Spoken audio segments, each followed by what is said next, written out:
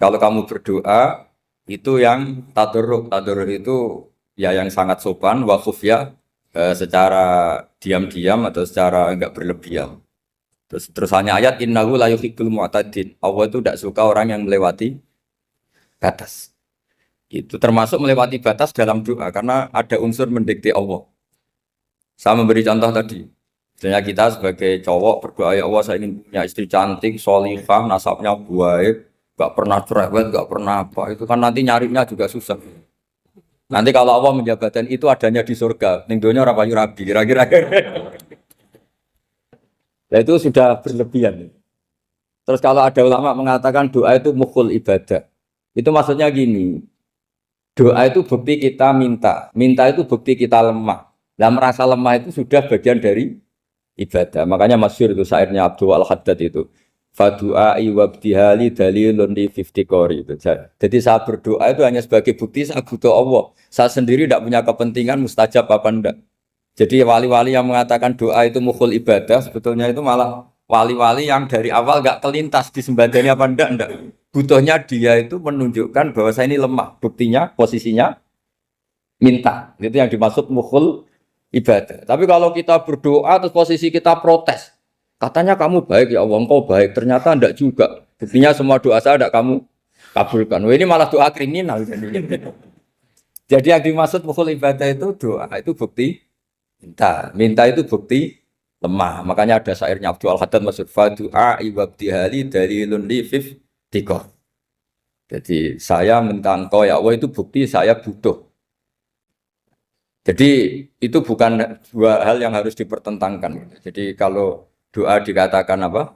Ibadah karena di doa itu minta. Nah, minta itu bukti merasa kita lemah. Berarti kita sa'il Allah mas'ul. Kita minta Allah yang kita mintain. Kita menengadah Allah yang berposisi memberi. Itu saja sudah cukup sebagai ibadah. Meskipun doa kita tidak mustajab. Karena memang tadi seperti itu. Kalau di ilmu-ilmu tasawuf itu apa ya?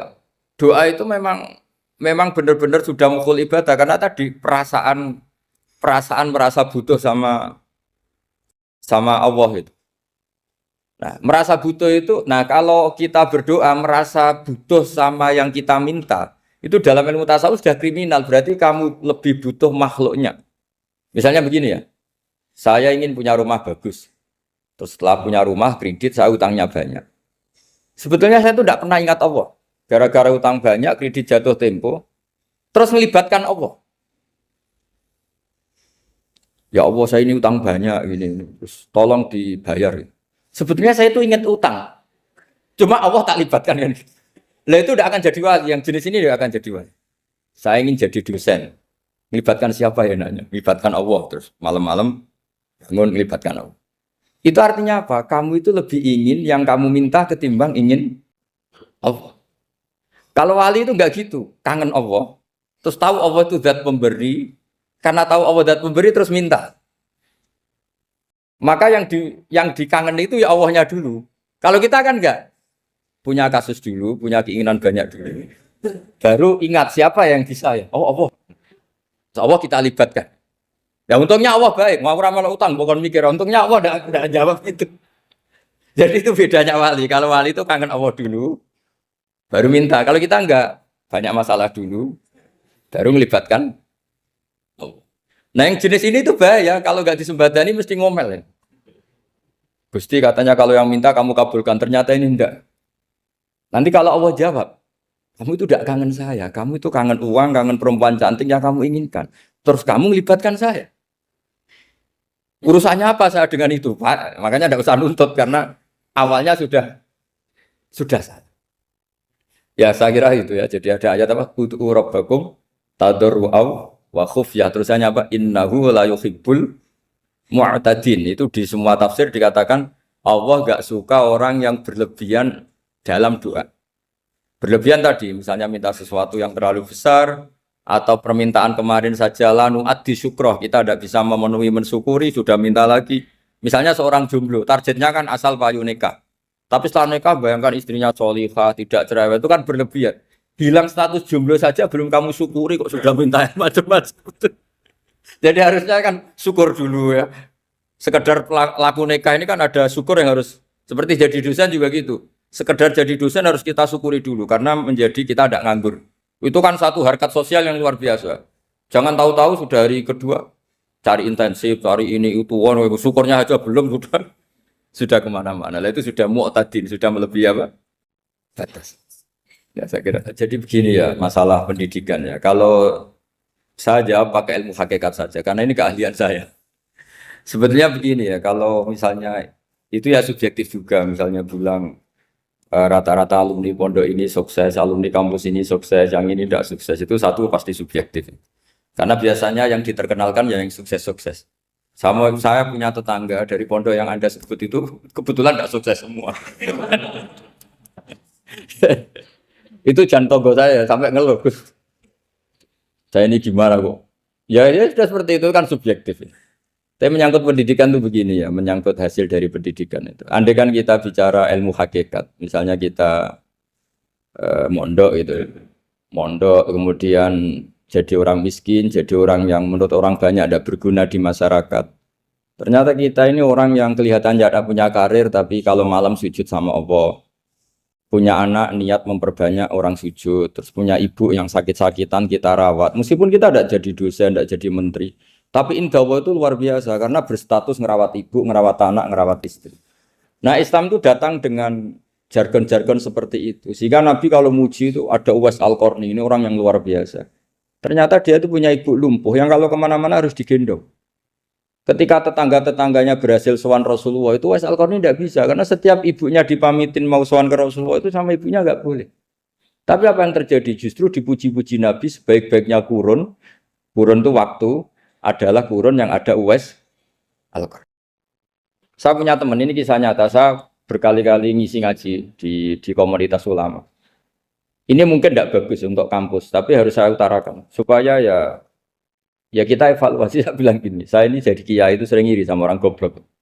Orang goblok itu barokah kata saya gitu. Itu kiai-kiai kaget semua karena saya bilang orang goblok itu barokah. Saya beri contoh gini, misalnya saya pinter, terus juara MTQ, juara hafal Quran atau juara baca Quran secara tartil. Ujung-ujungnya saya dapat apa? Hadiah umroh atau apalah, atau hadiah rumah atau apa. Pertanyaannya adalah mendapat. Saya ulang lagi, mendapat. Sementara ada santri yang bodoh, gara-gara bodoh itu dosen UI yang enggak, jadi kiai yang enggak, akhirnya dia jadi pekerja di Korea. Barokahnya bodoh tadi. Karena di Korea melihat orang ateis, akhirnya dia kepikiran bikin masjid. Sebagian gajinya disumbangkan untuk masjid. Ini bodoh pendiri masjid. Tapi kita gara-gara dosen dakwah di masjid, ini pinter dapat uang dari masjid. Nah ini bukan nyindir, ini biasa saja. Ini maksud saya. Maksud saya, kamu jangan ngabaikan hidup. Akhirnya apa yang terjadi? Saya ini punya teman ini betul. Saya ini kan kecelok dulu tuh Gus Alim. Nasib saya di mana-mana dihormati. Kadang saya merasa dosa. Kok dihormati? Saya punya teman, dulu gobloknya minta ampun sekolah, sekelas sama saya. Gobloknya, soalnya gobloknya harus disepakati. Sudah. Iya, goblok mujma'al ya kira-kira. Singkat cerita, dia itu hidup di pedalaman Kalimantan, sekitar tahun 92. Dulu kan biasalah di dalam hutan itu pasti ada penebangan hutan macam. Dia ada bosnya, yang jelas dia ada bosnya. Saya yakin juga agak kriminal. Karena dia tidak yang illegal logging. Pokoknya ditakdir dia hidup di tengah hutan. Ikut orang. Setelah itu dulu nggak ada HP. Sering kirim surat ke saya, Gus, saya ini hidup di tengah hutan. Tapi saya ini muslim, pernah mondok. Kalau nggak bikin Jumat itu nggak enak. Bikinlah dia Jumatan. Nah karena dia pernah ngaji fikih Syafi'i, kalau Jumatan nggak ada orang 40 itu harusnya zuhur, tidak Jumatan. Tapi orang yang kerja di situ tidak mau. Wong dino Jumat kok zuhuran loh Pak. Kalau dino Jumat ya Jumatan ya. Tanya saya, Gus itu kalau ada kaulnya enggak supaya Jumatan ndak orang 40 sah. Singkat cerita dia lama-lama jadi pendiri masjid di situ. Dia punya sedikit gaji ya dipakai masjid, punya sedikit tanah diwakafkan untuk masjid. Artinya apa? Indawa ini banyak orang bodoh, ternyata di komunitasnya dia muassis, pendiri, pemberi. Sementara kita yang kecelok pinter, dapat umroh, dapat bonus. Kira-kira nanti kita ketemu Allah. Kamu pernah nyumbang Islam apa?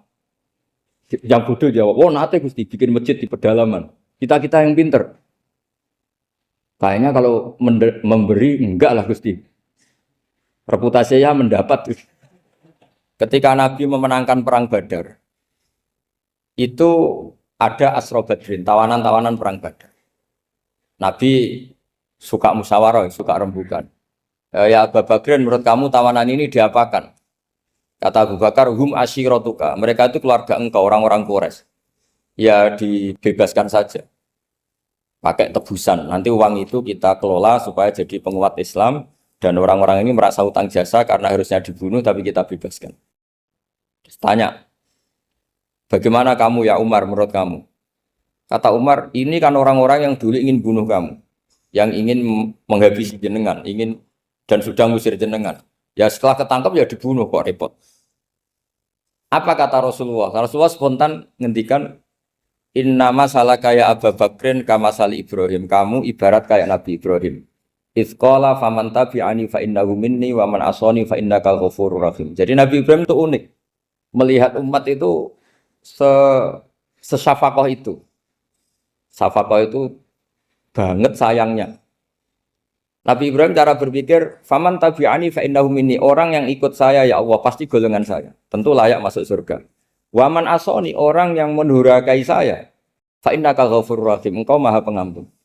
Bukan yang mendurhakai langsung masuk neraka, enggak, engkau Maha Pengampun. Wa masaluka ya Umar kama salin Nuh, isqala rabbi la tadzar ala ardi minal kafirina dajjara. Umar, kamu mirip Nabi Nuh, inginnya semua orang kafir dihabisin. Ya masyhur kan Nabi Nuh itu nggak ingin ada orang kafir sampai ada banjir tufan. Nah kalau sampean tanya bedanya apa dengan garis keras sekarang? Bedanya ya beda sekali. Kalau Nabi Nuh benci sama orang kafir itu diserahkan yang punya. Sehingga yang punya yaitu Allah yang menghukum dengan banjir bandang.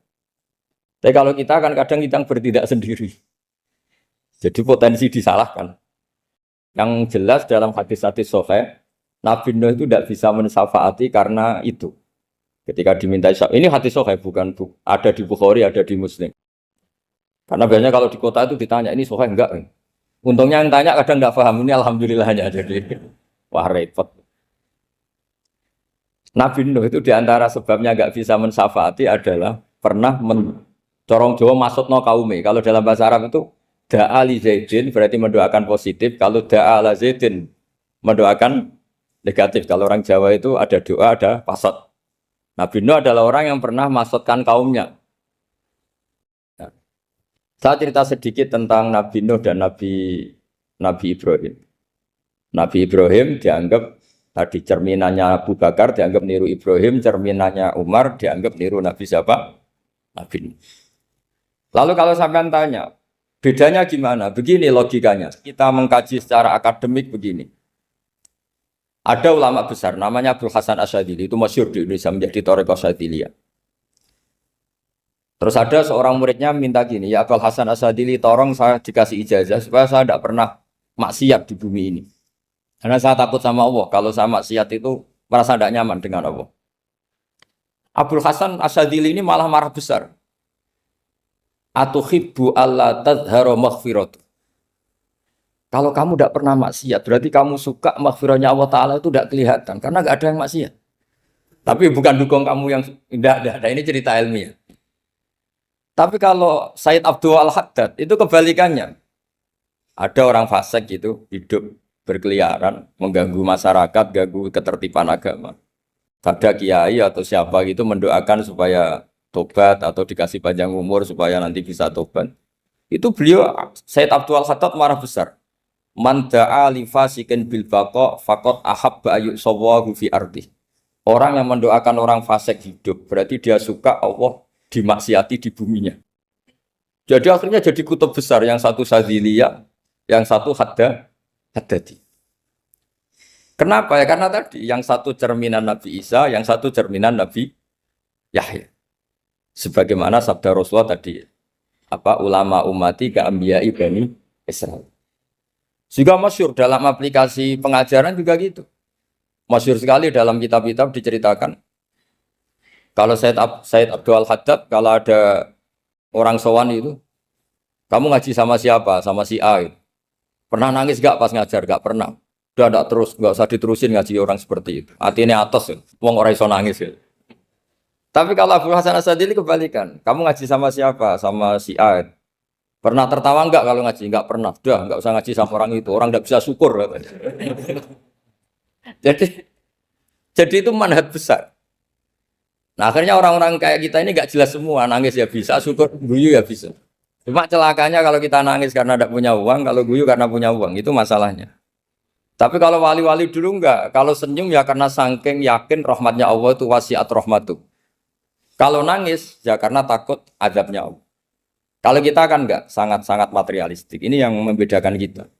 Sebenarnya nangis dan senyum itu satu keharusan karena Allah punya madharul jalal. Ketika Allah dengan sifat keagungannya, maka kita ini seorang Jawa serako bersenyum. Tapi Allah itu kadang sebagai madharul jamal. Adanya satu keasikan. Sehingga yang merengut itu yang salah. Makanya dalam ilmu tasawuf, kutub wali itu hanya dua. Allah dengan madharul jalal, dengan Allah yang madharul jamal. Contoh madharul jalal misalnya gini. Ketika Nabi Musa ingin melihat Allah, saking kangennya ingin melihat Allah, Rabbi arini anzur ilaik. Ya Allah, saya beri hak untuk melihat engkau. Allah dengan jalalnya gini, Allah itu qadim, superior. Tentu gak layak tersentuh barang hadis itu makhluk. Sehingga ketika falam matajalla rabbuhu lil jabali ja'alahu dakka wa kharra Musa sa'iqa. Sehingga gak levelnya, apapun hebatnya Nabi ini tetap makhluk. Sementara Allah itu qadim. Gak kuat. Makhluk yang fana ini, yang profan ini gak kuat. Gak kuat menampung zat yang qadim, yang superior. Sehingga gunung pun hancur. Nabi Musa pingsan. Tapi ketika Allah dengan madharul jamal itu Allah dengan keindahannya, dengan kasih sayangnya, memberi hak makhluknya untuk melihat. Nah di sini ini Allah sering ngendikan wujuhu yauma idzin nadhirah ila rabbiha nadhirah. Nanti ada wajah-wajah yang di surga itu melihat saya kata. Tapi apakah betul melihat kayak saya melihat dosen, melihat Pak Rektor, melihat teman-teman itu tidak bisa. Karena Allah itu qadim, sehingga meskipun manusia ahlul jannah melihat Allah, tetap Allah ngendikan la tudrikuhul absar wa huwa yudrikul absar. Karena Allah di balik jamalnya ya punya jalal, di balik jalalnya juga punya jalal. Sehingga selalu di Quran itu diulang beberapa kali supaya proporsional. Nah, kenapa ahli sunnah tetap berkeyakinan Allah bisa dilihat? Logikanya begini. Fa inna kulla maujudin yasifu ayyura. Allah itu zat sing nyata-nyata wujud dan punya eksistensi. Di mana-mana sesuatu yang wujud itu layak untuk bisa dilihat. Lalu pertanyaannya gini, kenapa kita tidak bisa melihat sekarang kok nunggu di akhirat? Karena mata kita sekarang itu profan, fana. Sementara kita setelah di surga, tubuh kita didesain abadi. Ya saya ulang lagi ya, setelah kita di surga, semua fisik kita ini didesain abadi. Tentu karena desainnya sudah abadi, layak melihat zat yang abadi. Tapi pertanyaannya, kenapa tidak bisa ikhatoh, tidak bisa melihat sampai faham, la tudrikul absar? Karena abadi kita itu diabadikan. Sebagaimana surga abadinya diabadikan. Neraka ya diabadikan. Sementara Allah abadi dengan dirinya sendiri, yaitu Al-Qayyum, atau dalam bahasa ngajinya Qiyamuhu binafs. Nah lalu pertanyaan, makanya Mu'tazilah itu menentang betul kalau orang di surga bisa melihat Allah. Cara berpikir Mu'tazilah, melihat itu artinya yang dilihat ada arahnya, sementara Allah terbebas dari arah. Tapi kata ahli sunnah cara berpikir tidak seperti itu. Melihat itu pokoknya tahu. Nah, tahu karena mata itu karena kita ditakdir tahu itu karena mata. Sebetulnya yang menjadikan tahu itu tidak mata. Ya kalau tahu ya tahu saja, bukan harus pakai mata. Itu cara berpikir ahli sunnah wal jamaah. Jadi saya beri ya bocoran. Kenapa madzhab ahli sunnah itu yang dipilih oleh banyak mayoritas di dunia, jumhur itu. Ahli sunnah itu dianggap pikirannya lebih orisinal. Misalnya ahli sunnah kalau ditanya, kenapa kamu melihat? Ya melihat saja. Kenapa kamu mendengar? Ya mendengar saja. Kesannya itu tidak rasional, kayak orang yang nggak pinter itu. Tapi sebetulnya itu yang benar. Jadi cara berpikir ahli sunnah itu melihat itu menjadi tahu. Menjadi tahu itu bisa karena mendengar, bisa karena melihat, bisa karena dikasih tahu, bisa karena bersentuhan. Sebab itu di Quran itu ada ayat ala ya'lamu man khalaqa, bukankah zat yang menciptakan itu menjadi tahu. Sehingga kenapa Allah itu selalu tahu? Karena Allah yang menciptakan. Kalau kamu tahu karena mata, sekali itu jauh, maka kamu tidak melihat. Atau kamu sekarang buta, kamu tidak melihat. Atau tertutupi barang itu, maka kamu tidak melihat. Tapi kalau kamu tahu karena kamu menciptakan, maka akan melihat terus. Misalnya saya ini tukang batu. Saya ingat betul ketika saya bangun Monas, itu polpen saya tak tanam di dalam Monas. Saya ingat betul kalau polpen saya warnanya putih, tak tanam di Monas 2 meter dari pondasi. Setelah saya pulang ke Jogja ditanya, di dalam Monas ada apa? Ada polpen. Posisinya 2 meter dari pondasi. Kenapa saya tahu? Karena saya yang menciptakan. Nah, karena menciptakan ini sehingga tahu saya akan terus-menerus. Tapi kalau tahu karena mata sekali barang itu tertutupi, nggak tahu. Misalnya saya tahu jenengan karena dekat sekali jenengan kemana-mana saya sudah tidak tahu. Tapi kalau saya menaruh sesuatu di tubuh Anda, sehingga kamu kemana-mana tetap tahu bahwa barang itu ada di tubuh. Nanti kalau ada yang protes, tapi bisa saja Gus barang itu dicuri orang kemudian Anda tidak tahu. Yang menjadi tidak tahu karena saya sudah tidak menciptakan suasana itu. Selagi saya yang menciptakan, maka akan tahu terus. Nah, tapi karena Allah ini menciptakan semua yang ada di bumi, maka Allah tahu terus. Jika Allah tahu cara bikin kuman, terus tahu bahwa manusia itu punya kuman, kumannya punya organ, organnya juga punya kuman. Terus nggak kebayang. Kamu bayangkan kayak makanya Allah itu kalau cerita sederhana, innallaha la yastahi ayyadriba mathalam ma ba'udatan fama fawqaha. Allah itu tidak malu bikin perumpamaan nyamuk, karena nyamuk itu lebih dahsyat timbang gajah. Para pematung itu disuruh bikin gajah masih mampu. Bikinkan patung gajah, mungkin masih sanggup. Tapi kalau tak suruh bikin patung nyamuk, nggak usah bikin hidup, patungnya saja sekecil itu. Padahal nyamuk kecil itu punya organ tubuh. Lalu bikinnya organ tubuh nyamuk itu kayak apa? Organnya punya kuman, kumannya punya organ, organnya juga punya kuman. Sehingga orang-orang alim itu baca nyamuk itu lebih jadi ayat Allah ketimbang melihat dinosaurus. Tapi sekarang orang itu nggak tertarik ceritanya. Jadi beda perasaannya orang alim sama orang awam. Kalau orang awam tuh melihat mukjizat kan yang dasar-dasar kayak dinosaurus, gajah, wow gitu. Kalau orang alim nggak, malah melihat nyamuk.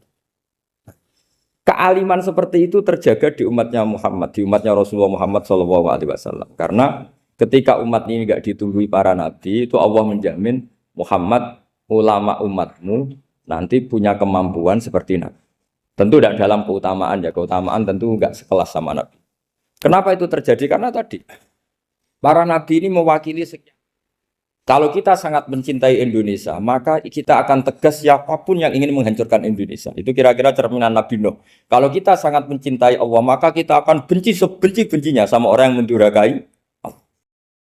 Tapi masalahnya, Allah yang kita cintai itu memaklumatkan diri kalau bersifat ghafur, pengampun. Sehingga kalau kita terlalu kasar, ini kan yang kita cintai bersifat ghafur kok kita kasar. Di sini Nabi Ibrahim. Beliau sangat mangkel sekali sama yang durhaka sama Allah. Tapi mau mangkel gimana? Zat yang mengajarkan itu bersifat ghafur. Maka kita mau tidak mau. Makanya ada riwayat mengatakan takhallaku bi akhlaqillah, kamu bertata krama kayak akhlaknya Allah. Akhirnya ya sudah, kita mau apa coba? Kira-kira kalau kamu mencintai seseorang, itu potensinya kan dua, protektif. Ada telepon, itu dari siapa? Cewek atau cowok, protektif. Itu bukti cinta apa bukti suudon kan tidak tahu. Tapi misalnya kamu cinta perempuan terus WA-an sama lelaki nggak apa-apa, jalan sama lelaki nggak apa-apa, sama masa lalunya pacarnya juga nggak apa-apa. Itu cinta apa pembiaran? Kan sama-sama nggak jelas.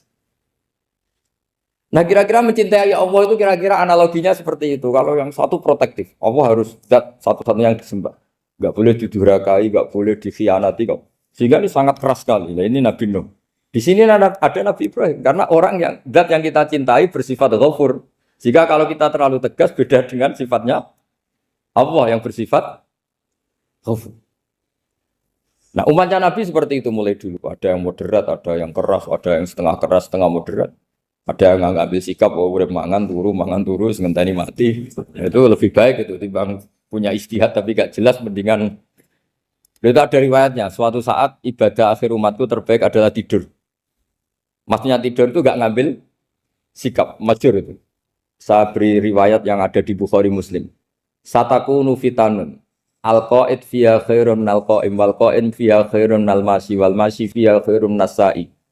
Nanti di akhir zaman itu banyak fitnah. Kata Rasulullah, yang duduk lebih baik ketimbang yang berdiri. Yang berdiri lebih baik ketimbang yang jalan. Yang jalan biasa lebih baik ketimbang yang jalan bergegas. Man tasyarrafa laha tastasrifu. Fitnah itu adalah siapa yang terlibat maka akan semakin parah. Sehingga semenjak itu ulama berpikir nanti di akhir zaman kalau ada fitnah, itu sebaiknya orang ngambil sikap sepasif-pasifnya, secuek-cueknya. Jadi semua syurahul hadis sepakat makna hadis ini apa? Orang disuruh sikap secuek-cuek. Misalnya pilihan presiden, contoh kecil pilihan presiden. Mungkin para intelektual nggak merasa, tapi kalau ulama itu cara berpikir beda. Pilihan presiden, kamu fanatik milih A, yang satu fanatik milih B, ya presiden atau bupati atau gubernur. Terus yang satu bilang gini, wah kalau nggak di presiden A, nggak di bupati A, nggak di gubernur A, negara ini rusak. Mungkin betul dari segi apa jejak rekamnya A ini bagus. Tapi pertanyaannya secara tauhid, bagaimana Anda menggantungkan kesejahteraan sama makhluk? Kamu nggak pernah terusik begitu kan para intelektual? Itu kan melukai. Bagaimana mungkin Anda menggantungkan kesejahteraan dengan seorang makhluk? Wah kalau di presiden A pasti Indonesia makmur, kalau bupati A pasti Sleman makmur, pasti Bantul makmur. Nah, bagaimana mungkin makhluk yang sedang soleh kamu pastikan selalu soleh? Wong dia makhluk bisa berubah. Sementara yang B misalnya fasik, wah kalau dipimpin B pasti rusak negara. Bagaimana kamu pastikan B yang fasik selalu fasik? Dia saja dia husnul khotimah. Yang fasik pas mimpin jadi soleh, yang soleh pas mimpin jadi fasik. Akhirnya ulama karena tahu sifat manusia itu baru badan kendali di tangan Allah. Sikapnya nggak jelas. Saya ini termasuk orang yang terkenal nggak jelas. Karena kalau ditanya, Gus sampai pilih presiden mana, bakti mana? Sanut pangeran sing dadi aku loyalin. Wah, anut pangeran yo kacau. Wah, luwe kacau menan anut pangeran kan.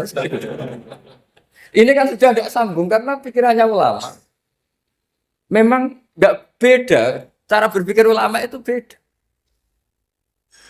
Bahkan bapak saya itu kalau didik saya itu begini.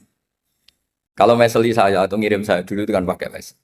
Ha ini uang kamu 500.000 untuk kamu. Mesti ditambahi 100.000 ini untuk buat jajan sama teman-teman.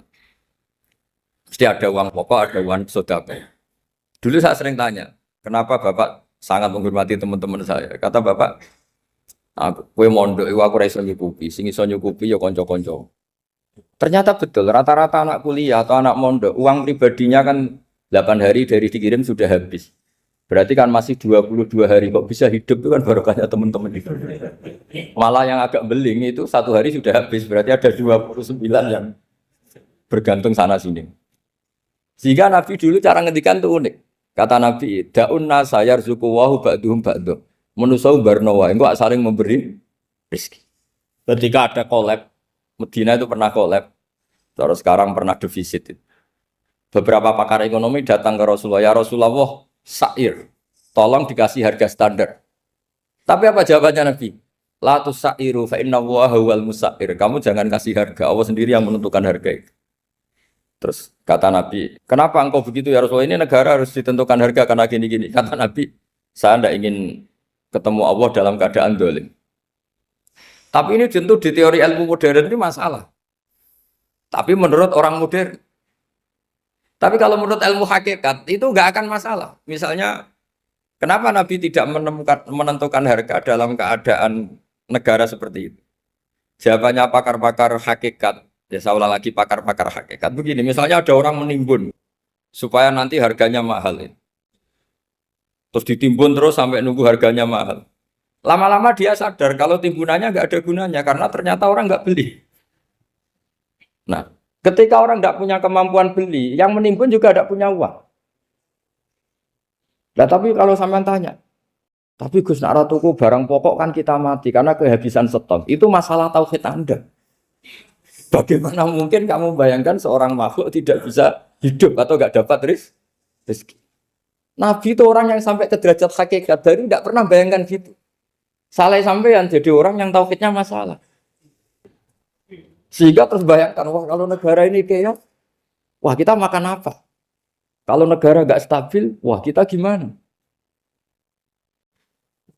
Itu tidak bisa seperti itu. Dulu ketika kita dijajah Belanda, itu kiai-kiai kita, Mbah Hasyim Asy'ari, Mbah Ahmad Dahlan, mondoknya di Mekah. Sampai alim alama, dua beliau, Mbah Hasyim sama Mbah Ahmad Dahlan itu ngajinya sama-sama Syekh Khotib Minangkabau. Cuma Mbah Hasyim lebih menekuni ke Syekh Mahfud Termas, yang satu menekuni Syekh Khotib Minangkabau. Jadi dua beliau itu ngaji di guru yang sama. Mbah saya, buyut saya itu ya sudah mondok Mekah. Zaman dijajah Belanda. Sekarang kita agak dijajah, agak mondok di sana. Buyut saya itu zaman itu sudah haji. Buyut kelima saya. Itu dulu kalau ingin cari tempat yang teduh, itu masuk ke gua. Itu masuk gua itu hanya kepalanya saja. Kakinya masih di luar. Karena gua di Arab tidak seperti gua di sini. Kalau gua di sini kan orang bisa masuk semua.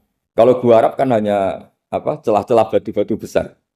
Sehingga ketika Rasulullah hijrah ke Madinah, singgah di Gua Sur, kata Abu Bakar gimana? Andai kan ada orang kafir di depan gua.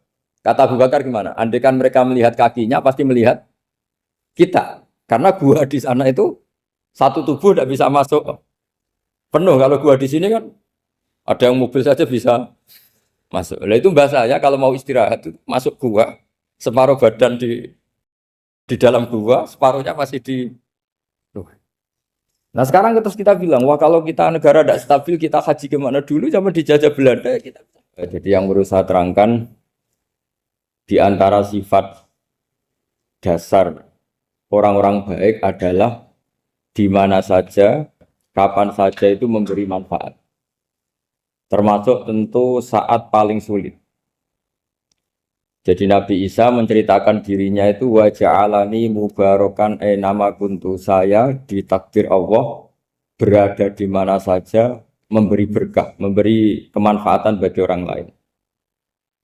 Ada beberapa cerita tentang Nabi Isa. Jadi perlu diketahui ada 3 nabi yang seperiode. Satu Ibrahim dan Nabi Lut. Ibrahim itu sama Nabi Lut itu pernah paman.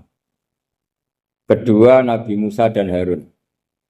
Sebetulnya yang jadi nabi itu Nabi Musa, tapi Nabi Musa karena alsak, lisannya Anda jelas, minta Nabi Harun, ya tentu minta kepada Allah supaya Nabi Harun jadikan nabi. Terus ketiga, Nabi Isa dan Yahya. Yahya bin Zakaria, terus Isa ini pernah keponakan Zakaria. Kira-kira kalau di Jawa ya misanan antara Yahya dan siapa? Isa. Jadi ada 3 nabi yang seperiode. Tapi yang paling berkompeten, yang sederajat kira-kira seperti itu hanya Isa dan Yahya. Karena Nabi Lut dan Nabi Ibrahim itu beda level. Karena Lut ini pernah keponakan, jadi hubungannya kira-kira yang murid dan guru. Terus Musa dan Harun itu juga nggak level, karena Nabi Harun ini jadinya Nabi itu atas permohonan Nabi Musa. Sehingga meskipun Harun itu kakaknya, tapi nggak berani bantah. Jadi Nabi Musa itu dalam cerita, beliau itu alsak. Alsak itu lesannya agak kedal. Tapi ini alsak yang barokah. Jadi dulu ceritanya Musa kecil karena dia seorang Nabi, beliau seorang Nabi. Itu kalau melihat Fir'aun itu mangkelnya bukan main. Padahal kecilnya dirawat Fir'aun. Singkat cerita mulai kecil sudah usil. Kalau melihat Fir'aun itu ya jenggotnya dipakai mainan. Pokoknya nakal. Lama-lama Fir'aun curiga, dasar orang Israel. Nabi Musa ini turunan Israel. Lama-lama Fir'aun itu yakin kalau itu sengaja. Akhirnya Fir'aun mau membunuh Musa. Terus kata istrinya Fir'aun, Musa itu masih anak kecil. Jadi seperti itu ya bawaan anak kecil, bukan bawaan kebencian terhadap orang Kipti, orang Mesir. Kalau dalam bahasa kitab kuno Mesir itu Egypt Al-Kipti, makanya disebut Maria Al-Kiptiyah. Kalau orang sekarang bilang Egypt itu bahasa kunonya Mesir itu Al-Kiptiyah. Nah, memang secara bahasa Arab Mesir itu nggak mungkin, bahasa Arabnya Mesir itu nggak mungkin karena Misro itu maknanya kota. Jadi kalau kamu bilang kamu kemana, ke Misro, ke kota, lah yo kota mana, yo kota Mesir, itu bisa debat kusir. Jadi ya kayak kita lah, kita sekolah di mana? Di madrasah. Madrasah terjemahnya apa? Sekolah. Nah, kemudian oleh istrinya Fir'aun ya gini saja, buktikan kalau Musa itu masih anak kecil. Masyhur itu dalam cerita dikasih bara api sama apel. Sebenarnya Musa kecil ini sudah pinter mau milih apel. Sama malaikat Jibril diarahkan tangannya itu ngambil apa? Bara api terus dikunyah. Itu yang menyebabkan lisannya Musa itu alsak, agak pelat. Nah, ketika jadi rasul itu akan repot karena nanti harus pakai penerjemah. Jadi seorang rasul tapi lisannya tidak apa? Cakap. Akhirnya Nabi Musa realistis ngendikan ketika diutus wa akhi Harun wa afsahu minni lisanan fa arsilhu ma'iyarid ayyusaddiquni inni akhafu ayyukadzibun. Ya Allah, saudara saya Harun itu lisannya lebih fasih. Tolong jadikan dia rasul sebagai penguat saya. Akhirnya Allah mengabulkan doanya Nabi Musa, kemudian Harun dijadikan sebagai apa? Rasul. Sehingga meskipun satu angkatan, Harun dan Musa ini enggak level. Artinya enggak level itu ya Harun yang takut Musa. Terus ketiga ini Nabi Yahya dan Nabi Isa. Ini umurnya ya seangkatan, kecerdasannya, jadi nabinya sama-sama mulai kecil.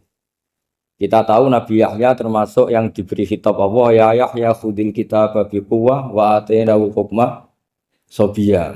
Yahya berpeganglah kitab secara kuat dan dia saya kasih kenabian ketika kecil. Sama dengan Nabi Isa yang disebut wa yukallimun nasa fil mahdi wa kahla. Sehingga karena selevel dua nabi ini menjadi figur besar dalam manhaj, dalam metode dakwah. Dua karena masih misanan tadi, kalau Jawa kira-kira mirip misanan. Dua nabi ini kalau memilih satu kampung, itu kalau Nabi Yahya itu milih kalau singgah di satu kampung, Nabi Yahya mesti tanya, orang sini yang paling soleh siapa, yang paling baik siapa. Ya terus singgah atau nginap di rumahnya orang baik tadi. Tapi kalau Nabi Isa enggak, orang sini yang nakal siapa, yang paling beling siapa. Terus Nabi Isa singgah di situ. Akhirnya ada pertanyaan dari Nabi Yahya, lima tanzilu ala syirarin nas. Kenapa kamu selalu singgah di orang-orang nakal? Syiror itu orang-orang nakal. Masyhur itu Nabi Isa menjawab, ana tabibun udawil mardo. Di mana-mana Nabi itu ibarat seorang dokter, kerjaannya tentu menyembuhkan orang-orang yang apa? Sakit. Jadi dua nabi ini sering berdebat, tentu debat yang baik. Dan itu menjadi cara Jawa itu punjeri ilmu. Jadi manhaj ilmu besar antara Yahya dan Isa. Begitu juga Nabi Yahya itu kelihatan agak rileks, panik, saking takutnya sama Allah. Kalau Nabi Isa itu rileks. Pokoknya kumpul orang-orang nakal itu ya rileks. Akhirnya ada dua pertanyaan sekaligus nanti jadi dua manhaj. Kenapa kamu sering sering kalau bahasa Arab itu abasa ya. Terus yang Nabi Yahya balik bertanya, kenapa kamu sering senyum, sering tertawa? Kenapa memangnya terus? Ka'annaka ta'manu min makrillah. Kamu sering senyum kayak kami sudah terbebas dari azab Allah, dari ditegur Allah, seakan-akan kamu orang paling benar yang enggak akan salah. Nabi Isa balik tanya, sama kamu sering masam, sering merut, ka'annaka taqnatu min rahmatillah, seakan-akan kamu putus asa dari rahmatnya Allah. Sehingga kemudian itu jadi manhaj besar. Kalau terlalu senyum, ya dianggap orang yang kayak nggak punya perasaan dosa. Tapi kalau terlalu masam, terlalu merenggut, seakan-akan rahmat Allah itu terbatas. Sehingga seakan-akan Allah itu rahmatnya nggak cukup lah untuk mengelola manusia ini. Sehingga itu jadi metode besar yang masyhur itu dalam sebuah hadis Nabi ngendikan, ulama ummati ka anbiya Bani Israil. Ulama umatku itu kapasitasnya atau fungsinya atau manfaatnya setingkat nabi-nabi Bani Israil. Karena ketika umat ini enggak ditunggui para nabi setelah Rasulullah SAW, itu yang nunggui hanya ulama. Tapi ulama ini sudah cukup mewakili para nabi Bani Israil. Dan banyak syurrahul hadis, para menyarah hadis mensarahkan Nabi tidak ngendikan ulama ummati kamisli seperti saya, tapi ka'ambiyai Bani Israel, bagaimana nabi-nabi Bani Israel.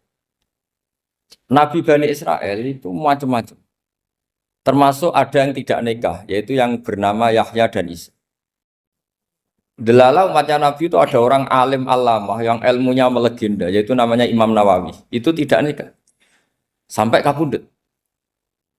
Meskipun dalam ajaran syariatnya Nabi, nikah sunnati, tapi selalu ada orang yang ditakdir tidak nikah. Karena masyhul, karena sibuk ngurus ilmu.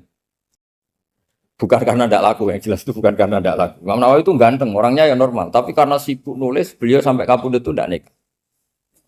Imam Sibawayh itu suka sekali sama ilmu, menjadi istri utamanya ya ilmu. Dia ganteng, Sibawayh itu maknanya tuh apel, dia ganteng sekali, sampai banyak cewek yang senang. Akhirnya dia nikah. Tapi nggak pernah dikumpulin. Dia belajar terus. Ketika beliau ke pasar, dulu nggak ada supermarket, beli kertas, kitabnya dibakar semua sama istri. Dikira istrinya terus mencintai dia, malah diceraikan. Itu siapa Imam Sibawayh. Terus ada umatnya Nabi yang paling unik di dunia. Mungkin Pak dosen, saya kiai pun nggak bisa nih. Ada orang tuh ganteng sekali, istrinya cantik sekali. Itu tahu-tahu sudah 10 tahun tidak pernah hubungan suami istri. Karena ketika si suami itu tahu istrinya cantik, itu langsung sholat sujud syukur, sholat terus. Saking senengnya punya istri cantik. Yang istrinya cantik juga solihah, tahu suaminya ganteng ya terus sholat terus syukur. Itu sampai berhari sampai bertahun-tahun. Terus ketika ketemu, cocokan, dek kita sudah nikah berapa? Terus dilihat, kayaknya sudah 10 tahun, tapi tidak pernah hubungan. Oh itu nggak kebayang, itu ganteng sama cantik. Kalau jelek sama jelek itu mungkin. Yang satu bilang naudzubillah, satu itu kan nunggu rafa saja. Ini nggak ganteng sama cantik. Nah kenapa kualitas ulamanya Rasulullah itu bisa seperti Nabi Bani Israel? Karena agama ini, umat ini sudah tidak ditunggui para nabi. Jika mau tidak mau kualitas ulama, alhamdulillah barokahnya Nabi itu berkualitas kayak nabinya Bani Israel. Soal kebahagiaan, nenek moyang pulau jenengan tuh anaknya banyak, dijajah Belanda, jajah Jepang ya nyatanya anaknya banyak. Itu kira-kira bahagia apa enggak? Nah, artinya gini ya tentu kita tidak ingin dijajah itu tentu ya, tapi kita ini selalu latah. Wah kalau ekonomi jatuh kita makan apa? Kalau kita dijajah kita tidak perlu seperti itu. Rahmatnya Allah Ta'ala itu akan adrokatna. Rahmatnya Allah Ta'ala akan menemukan kita. Apapun kondisi kita, apapun keadaan kita. Ini cara berpikir tauhid. Sehingga Nabi itu tidak pernah bayangkan umatku narata tunggoni piye, ditunggoni Allah. Sehingga masyhur dalam hadis-hadis sahih, la tazalu ta'ifatun min ummati dzahirina 'alal haq la yadurruhum man khadalahum wala man khalafahum wala man nawa'ahum. Selalu di umatku ada kelompok-kelompok yang selalu membela kebenaran dan tidak akan terkalahkan oleh kesesatan di akhir zaman. Kenapa? Cara berpikir orang tauhid itu sederhana begini. Allah menamakan dirinya Al-Hadi, penunjuk jalan. Dan sifat Allah pasti nafidah karena Allah tidak terkalahkan. Sama seperti Allah menyifati dirinya Ar-Razzaq, Ar-Razik yang memberi rezeki. Maka orang segoblok apapun, selumpuh apapun, selemah apapun tetap dapat rezeki. Sama, Allah mensifati dirinya Al-Hadi, memberi petunjuk. Maka zaman serusak apapun orang tetap dapat petunjuk. Sehingga kita tidak perlu khawatir, wah nanti zaman kalau sudah rusak nasib Islam gimana? Ya coba sekarang nasib Islam gimana? Ya baik-baik saja. Dulu ditunggoni wali songo ya banyak orang Islam. Sekarang nggak usah wali songo. Ditunggu dosen-dosen yang ngajar aja tunggu digaji. Kiai pidato ya ada yang beri salam template. Itu kalau nuruti definisi ikhlas itu tidak ada yang masuk. Tapi meskipun demikian agama juga jalan. Kenapa agama ini jalan? Karena Allah Al-Hadi, penunjuk jalan. Ketika Allah mensifati dirinya penunjuk jalan dan sifatnya Allah pasti nafidah, pasti terjadi. Karena Allah tidak pernah gagal. Sehingga agama ini akan ada terus sampai akhir zaman. Coba Amerika kayak apa? Islamofobia. Di Amerika tambah lama tambah banyak Islam. Eropa juga gitu. Australia juga gitu. Anda kan nuruti teori sosial.